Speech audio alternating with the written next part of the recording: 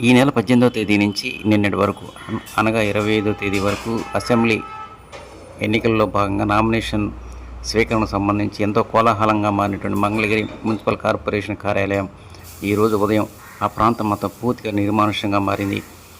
గతం కంటే భిన్నంగా ఈసారి పెద్ద సంఖ్యలో దాదాపు 76 మంది నామినేషన్లు వేసినట్టు ఎన్నికల అధికారులు తెలియజేశారు. ఈరోజు స్క్రూటినీ ఉన్నది. ఈ 29వ తేదీలోపు విత్డ్రా చేసుకునేటువంటి కార్యక్రమం ఉంటుందని ఎన్నికల అధికారులు తెలియజేశారు.